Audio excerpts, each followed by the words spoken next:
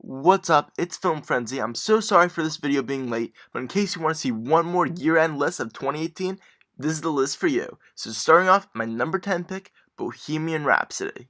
I didn't have the best expectations for Bohemian Rhapsody due to the general gist of the critics' reviews. It's at in the low 60s on Rotten Tomatoes, and what most critics seem to be saying was that it was more just like sizzle over steak. Like it had that spectacle feel and it felt like you were watching a Queen concert, but it didn't really have the great intimate character study that like great biopics have. So I came in thinking, oh, I'm not gonna love this. I'm gonna enjoy it, but it's not gonna be like one of my favorite films of the year at all, because I'm really into the great story and I really think steak is more important than sizzle. And boy, was I wrong with this film. I don't know what the critics were thinking. How could they give this a thumbs down? Because even if you don't love it, this is just a crowd pleaser. It's a really fun film to watch, and I think it's a great character study too. I thought it had the steak and, of course, a ton of sizzle. Sure, there are errors with it, like many of the years are all jumbled up with the factual accuracies, and the pacing is definitely a bit accelerated at the beginning of the film, I will say, but overall it is a super fun movie to watch. The direction is phenomenal, the performances are top-notch. Rami Malek totally deserved his Golden Globe win. I thought the themes were definitely there, even though they're a little bit generic music biopic themes of like, oh, you need friends, you can't just succeed on your own. Like, even though he has all the money and fame in the world, he's still a lonely guy. And sure, that's what all these films often have with the music industry, but I thought this film still hit home very well on the theme and had a great story, and I thought depicted as much as it could with Freddie Mercury's life and the band Queen, maybe a bit more than it could chew, but overall it nailed it completely. So overall I gave this film a 4.25 out of 5, super excellent, highly recommended. The best animated movie of the year, SpiderMan Into the Spider-Verse, is number 9. Many would probably put it higher, but I nevertheless love Spider-Man Into the Spider-Verse. I mean, I loved it enough to get onto the list. I give it a really great 4.25 out of 5. And sure, there are some cons to the movie. Like, I think the villain plot is just very weak and contrived and feels kind of generic. And I feel like they just try to force, like, you to have sympathy for the primary villain without there really being there. Like, Kingpin, he's just kind of feels like a generic villain. They don't really give much character development for him, but I think that's okay because it's a very hero-centric film. The themes do hit you a little bit over the head, but it's still a solid theme on taking a leap of faith and stuff, and I think it's a really just excellent coming-of-age film. Definitely one of the best Spider-Man films ever. Super enjoyable. All the jokes hit beautifully. I thought the tone, maybe it was a little bit rough in the first two acts, but they completely nailed it in the third, balancing the drama and the humor. The characters, the main ones, were really well developed. The voice acting was great. I love the really unique visual style, how it feels right out of a comic book. Unique, excellent film. I can't wait to see more of these animated Spider-Man films. The romantic drama, The Wife, comes in at number 8. Now I enter the 4.5s. These are the movies that are really just excellent, and these are just the A movies. So, first off, I have The Wife, and this movie, I didn't really know what to expect much for it. I feel like it just kind of went under the radar besides Glenn Close's performance, and yes, her performance is phenomenal. So is Jonathan Pryce's, who I would love to see him nominated for an award too, for him playing basically her husband in the film, and it was just such a great movie to watch. Like, I thought it could be very boring, but instead, because of the really lively dialogue, it made the film just like so watchable and so like you engaged the entire way through. Yes, maybe it's a little cliched with a wife who feels like she never gets credit for her famous husband, even though she helped a lot. I'm not going to do any spoilers here, but there's some great twists, some really just excellent acting. The characters are so well developed. I think they balance out the flashback sequences really nicely. Overall, excellent film. I can't recommend this one more because I feel like nobody really watched it, so definitely try to watch The Wife because it's just a super enjoyable movie that leaves some thoughts in your mind afterwards. It definitely resonated with me. I think it would resonate with most people. It's super relatable.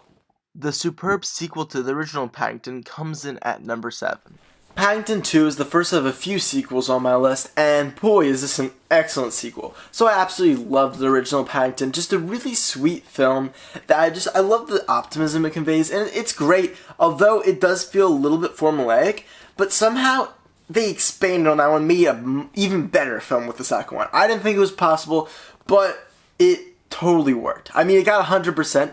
Who could dislike this movie? It's just so fun to watch. All the prison sequences are great. I just love the redemption, kind of like with Shawshank Redemption, like with the great prison movies. Has like a caper feel.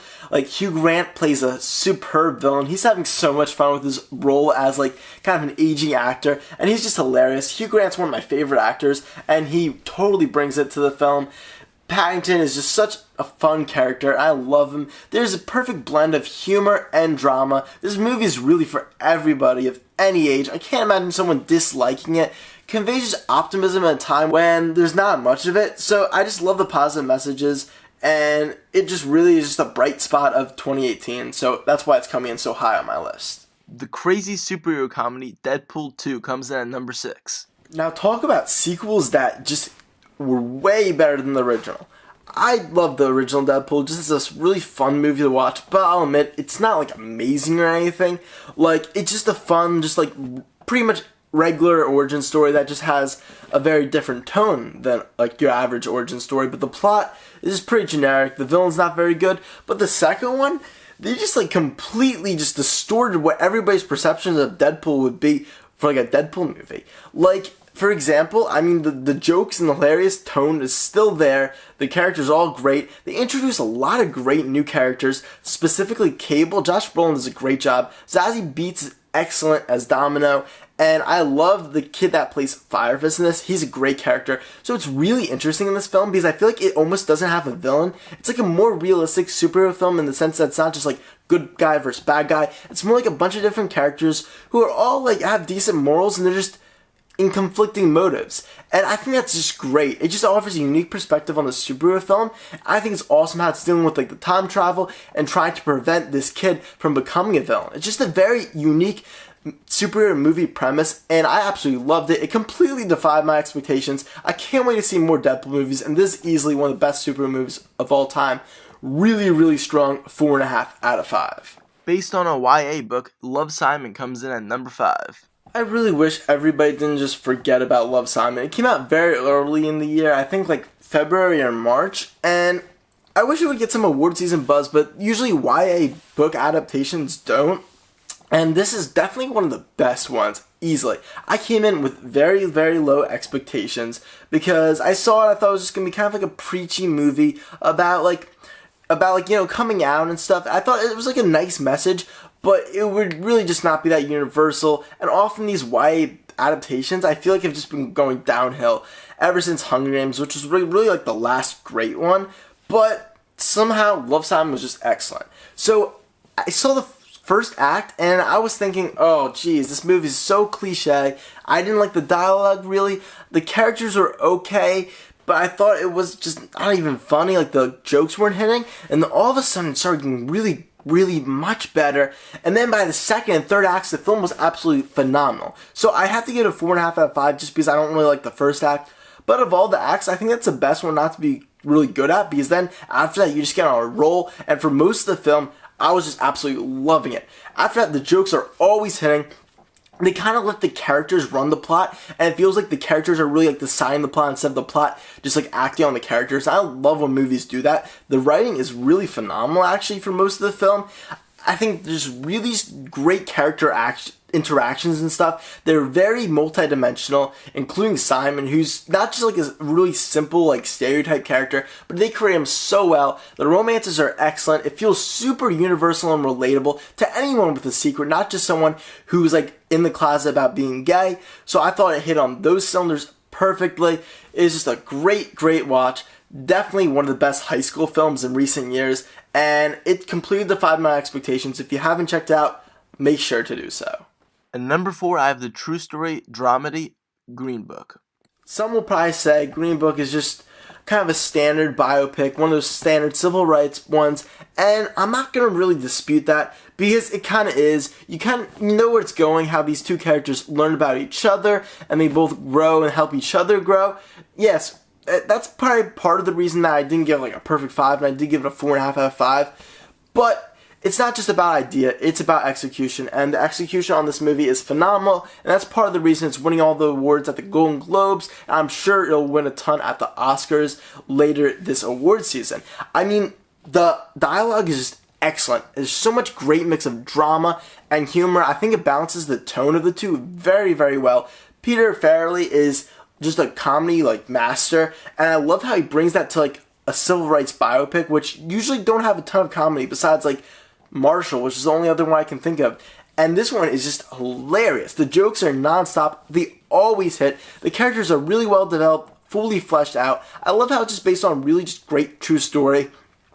Excellent themes just about identity. It's not just about how like racism is bad. It's not like super generic like that. The themes are very complex. They're just great characters. The acting is phenomenal, both with Viggo Mortensen and with Mahershala Ali. I hope they both get nominated. I'm sure they will get nominated. I think Mahershala Ali's probably going to win for Best Supporting Actor as he did in the Golden Globes, and he totally deserves it. He does a phenomenal performance. This movie is just a really enjoyable watch that still leaves you emotionally resonating completely. It is an excellent movie.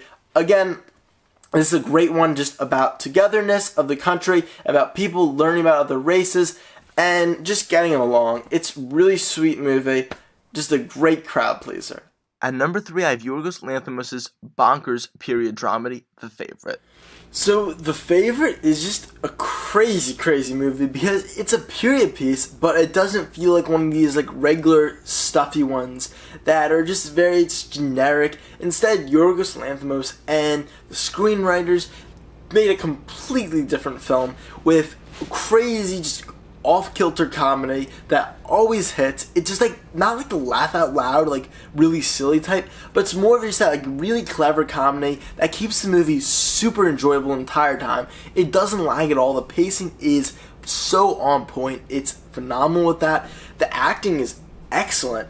I mean, Olivia Colman, Rachel Weisz, and Emma Stone are such a great trio. They play off each other so well. They're having so much fun with their parts. Their characters are so well developed. I think Nicholas Hoult also is just great. I'd love to see him nominated for a supporting actor or something. I feel like they're not talking about him enough. He's great too. Along with them, those 4 leads are phenomenal. The characters are so fun to watch on screen. The themes of just the seat and loss are just all there and really just leave like undertones of drama throughout the film, and I feel like it really just knows its tone. Like it plays up the comedy on like the surface very well with all those drama undertones underneath the entire time, and they'll just come up to the surface occasionally, and it really just hits you. The direction is really just clever and awesome. It's very unique and different, and I think it's really cool. It's just a very fun movie, and the best draw of it, I think, is the screenplay, which is just amazing. There's so much subtext, and I think the subtext is great in it. The lines are excellent and so quotable too. I think the only really downside maybe is that the plot is a little too simple. Like some could say that it lags a little bit because for most of the film it's just them trying to like one-up each other again in favor of the Queen. I'm talking about Rachel Weisz and Emma Stone's characters in terms of that. But they make it enjoyable enough that the journey is great. So overall, 4.75 out of 5. One of the best movies of the year. Absolutely phenomenal. My second favorite movie of the year is Can You Ever Forgive Me? The Melissa McCarthy dramedy biopic. Can You Ever Forgive Me is another biopic type film that is just completely different than your general formula. It mixes in some very dark humor with just a lot of great drama that you usually don't see with Melissa McCarthy, and she totally pulls off. I actually think she totally deserves to win Best Actress of the Year. Her performance was just amazing. It had so many levels to it. It was so believable. She just inhabited her character so well. Richard Jenkins was also excellent as a supporting actor. 2 years in a row with Shape of Water, now this. He is just phenomenal. I absolutely love Richard Jenkins now after seeing these 2 films. I think this movie is just super enjoyable to watch. It makes like the content just super intriguing. I mean, it's a great premise from the beginning about like fabricating letters of like celebrities in order to sell them. You really feel for the character and understand her, even though she's doing some bad actions. So it's just a lot of gray areas that I love when they play with in movies, and it's like one of those cautionary tales. Lots of great themes. Only problem is maybe the ending. I thought like it was a kind of a clever ending, but I thought it could have been just like left you with a little bit more emotion and just been a little bit deeper and more about the theme, the ending. But that's fine. It was still a fun ending. The comedy always hits, although it isn't like super prevalent, but that's not the purpose of the film. It is primarily a drama, and I just found it super exciting, and also, in my opinion, the best screenplay of the year.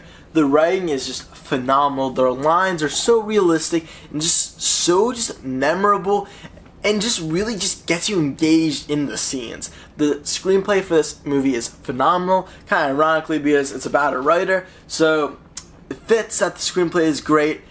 Super fun film. Highly recommend again. I feel like it's going a little under the radar at last year's award shows. Like, it should be nominated for Best Picture. This is a great movie.